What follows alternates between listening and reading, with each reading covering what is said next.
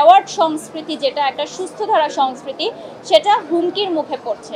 Recently কিন্তু অনেক সেলিব্রিটিসরাই কিন্তু অ্যাওয়ার্ড শোতে যাওয়া বর্জন করেছে। আমি অ্যাওয়ার্ড নিচ্ছি, কিন্তু আমি কিসের জন্য নিচ্ছি, আমি কি কাজের জন্য নিচ্ছি বা আমার কতটুকু যোগ্যতা রয়েছে সেটা আমাকে আয়নার সামনে দাঁড়িয়ে তো আগে বলতে হবে যে ঠিক আছে আমি অ্যাওয়ার্ডটা ডিজার্ভ করি বিধায় আমি নিচ্ছি। রিসেন্টলি আমি এক আয়োজককে বলেছি যে এই ধরনের অনুষ্ঠানে আসলে আমাদেরকে ডাকবেন না, যাদের সাথে মঞ্চ আমাদের শেয়ার করতে হচ্ছে এত বছর কাজ করার পর আসলে তাদের সাথে মঞ্চ শেয়ার করতে ভালো লাগে না। আর সেক্ষেত্রে দেখা যায় যে আমরা যখন ভিন্নভাবে নিজেদেরকে প্রেজেন্ট করতে চাই, নিজেদের ভালো কাজগুলো প্রেজেন্ট করতে চাই, তখন তাদের সাথে দর্শকরা আমাদেরকে মিলিয়ে ফেলে।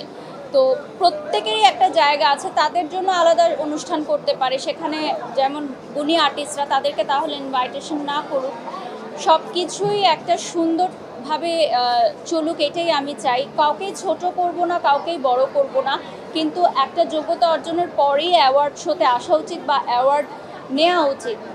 এক্সট্রিম মশার কয়েল প্ল্যান্ট ফাইবার দিয়ে তৈরি, ডেঙ্গু চিকুনগুনিয়া বাহি সহ যে কোনো মশার বিরুদ্ধে দেয় এক্সট্রিম সুরক্ষা। আমি অ্যাওয়ার্ড নিচ্ছি, কিন্তু আমি কিসের জন্য নিচ্ছি, আমি কি কাজের জন্য নিচ্ছি বা আমার কতটুকু যোগ্যতা রয়েছে সেটা আমাকে আয়নার সামনে দাঁড়িয়ে তো আগে বলতে হবে যে ঠিক আছে আমি অ্যাওয়ার্ডটা ডিজার্ভ করি বিধায় আমি নিচ্ছি। আর আয়োজকদের অবশ্যই এখানে দৃষ্টি রাখতে হবে। আদারওয়াইজ আপনি দেখেছেন রিসেন্টলি কিন্তু অনেক সেলিব্রিটিসরাই কিন্তু অ্যাওয়ার্ড শোতে যাওয়া বর্জন করেছে।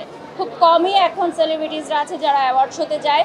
প্রথম সারি অ্যাওয়ার্ড শো ছাড়া অন্যান্য অ্যাওয়ার্ড শোতে তারা যেতে চায় না, বা যেতে গেলে তারা হচ্ছে পারিশ্রমিক দাবি করে যে তাদেরকে যদি পেমেন্ট করা হয় তাহলে তারা অ্যাওয়ার্ড শোতে যাবে। সো এক্ষেত্রে হয় যারা প্রথম সারির অ্যাওয়ার্ড শো, যেমন আমাদের অ্যাচিভার্স অ্যাওয়ার্ড, এরাও কিন্তু একটা হুমকির মুখে পড়ছে। অর্থাৎ অ্যাওয়ার্ড সংস্কৃতি যেটা একটা সুস্থ ধারা সংস্কৃতি সেটা হুমকির মুখে পড়ছে। সো কোনো কিছু আসলে অতিরিক্ত ভালো না, যেটা অতিরিক্ত হয়ে যাচ্ছে।